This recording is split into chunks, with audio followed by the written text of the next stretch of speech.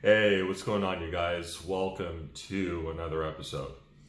Today, I want to talk about why people see things getting better right now as it's getting worse. So, a lot of that has to do with our nervous system and the subconscious programming that comes with it. When you are used to something, or when you are trained up in such a way that you start to normalize certain things, when that all starts to change, and the narrative of what is deemed right, or what is deemed getting better, or something that could be really good for a lot of people.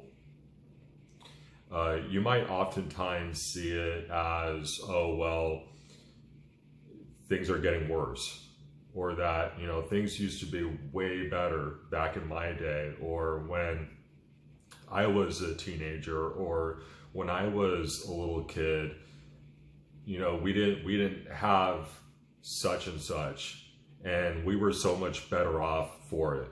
And the reason why people say those things is because it's really all they know, right? It's hardwired into their subconscious programming to think that that's normal. Now, I'll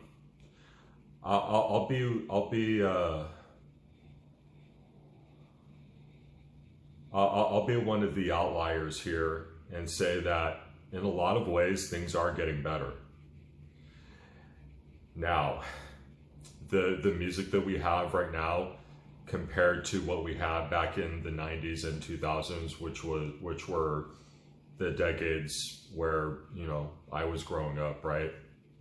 Especially the 90s. That's a little debatable, right? I'm kidding. If you like all the music that's out today, like, awesome. I kind of like some of the music that's out today, or music that's been out in the last 10 years, except if it's Jelly Roll. I'm sick and tired of hearing about that guy. But anyway, such an overrated musician. But anyway, short of the music that we have today, I would say that we've made a lot of progress.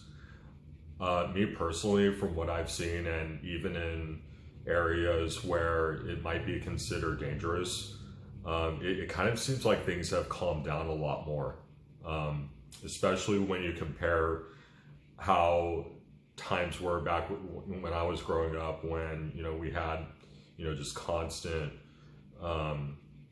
gang infested areas, and people that were just always up to no good. Well, the reason why people were always up to no good was because we didn't have all this technology to distract us. I mean, I wouldn't say that's the only reason, but it definitely is a contributing factor, I believe. I'm not saying that we've completely gotten rid of all violence and all gangs and all criminal activity. That's not what I'm saying here. Don't get it twisted. But I have noticed that our world is a lot safer than it was when I was growing up. And it's definitely a lot safer than it was 100 years ago, 200 years ago, way back before the American Revolution, or before, before the Middle Ages, when people, violence and people that wanted to inflict harm on you were always around the corner. There was always trouble every time you open your front door. There was a time where people could just break into your house and steal shit. and there wasn't a damn thing you could do about it. It was perfectly okay to ravage villages. You know, violence was completely legal. You know, women were getting raped. Children were being used as slave labor. There was a point in time where people would cannibalize each other, you know, just because, you know, there was a point in time where people didn't know how to make their own food or hunt or, you know, whatever it is that you needed to do in order to in order to make your own food. You know, I would say we definitely have a lot of work to do, but we've definitely come a long way since then. I mean, for the people out there that are talking about how, you know, things are really hard right now, which, you know, in some ways, I'm not, I'm not delusional. You know, I know that things are really hard right now with the economy and the price of, I mean, every time I go to a gas station now where I live, you know, gas is like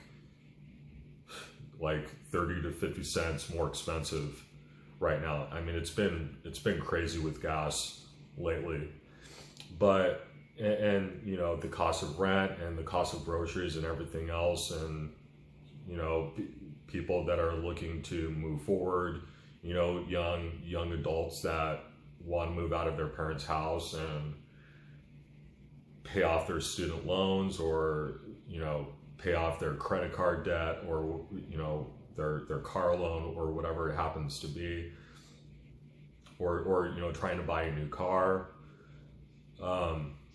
Things are definitely still really tough in a lot of ways. But,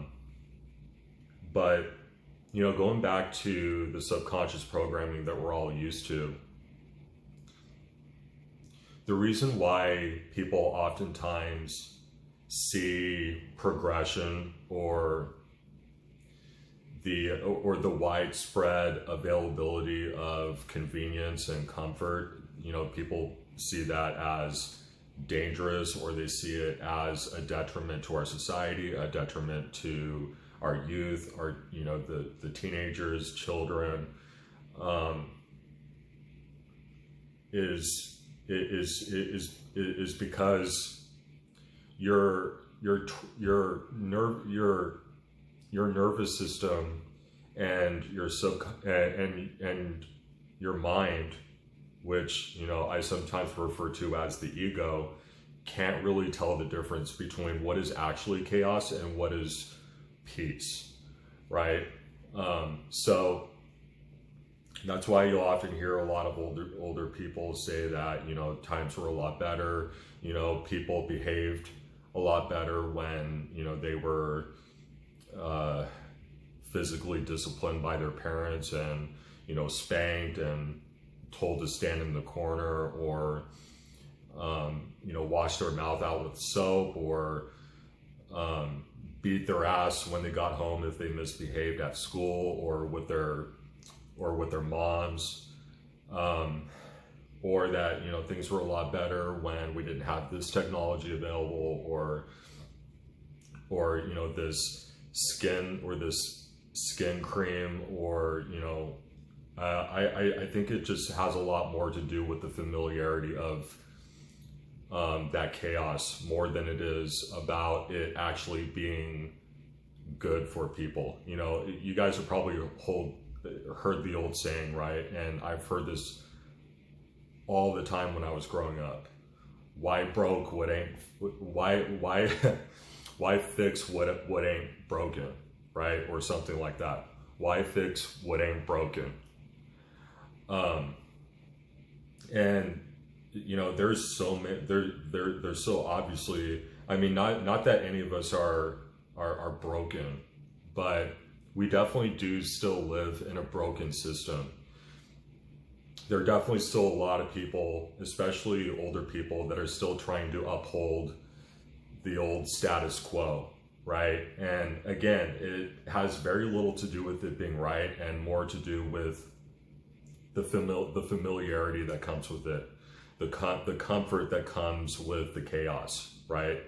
A lot of people find comfort in chaos, not because not because they're consciously looking for that chaos. I know some of you guys have also heard from some of these influencers that what doesn't kill you makes you stronger, or no pain, no gain, right? I mean, you know, like these are old sayings from people that we've heard growing up, but it's definitely very prevalent among these social media influencers, or, you know, people that you listen to, like David Goggins or Joe Rogan, or, you know, Tony Robbins. And, you know, I'm not necessarily saying that listening to listening to guys like that is necessarily a bad thing. I think that if you're somebody who is, you know, just needs motivation, right? Like you need to get yourself out of bed in the morning. I think that these are probably really good guys to listen to. But I mean, to be honest, as I've grown in my spiritual walk and as I've done a lot of the inner work, guys like that have, you know, kind of start to turn me off a little bit. You know, right now I'm kind of more into like the calmer, more centered voices out there, like Eckhart Tolle, or like